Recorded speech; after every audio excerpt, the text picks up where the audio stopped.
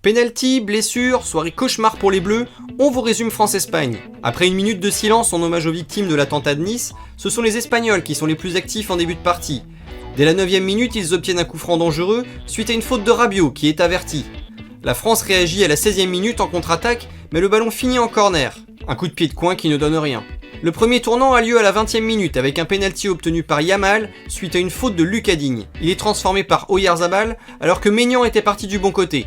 Et le sort s'acharne sur les Bleus. William Saliba, en délicatesse avec son dos depuis le début de la Coupe du Monde, sort sur blessure à la demi-heure de jeu, remplacé par Lacroix. 7 minutes plus tard, l'Espagne se procure une nouvelle grosse occasion suite à une mauvaise relance de Maignan. Le ballon termine finalement en corner.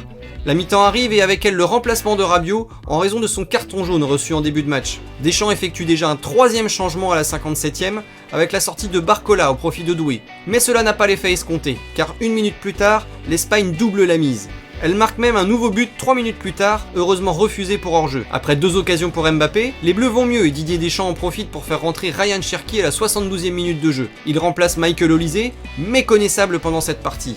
Théo Hernandez fait aussi son apparition à la place de Digne, qui a souffert face à Yamal. À la 77ème minute, nouvelle grosse occasion pour les Espagnols par Ferran Torres. Ça passe juste à côté. 5 minutes plus tard, Théo Hernandez est dans la surface espagnole, au contact avec le gardien. Mais finalement, l'arbitre ne siffle rien. Une action polémique arrive alors à la 88ème. Désiré Doué obtient un coup franc, mais il semblait avoir les pieds dans la surface adverse.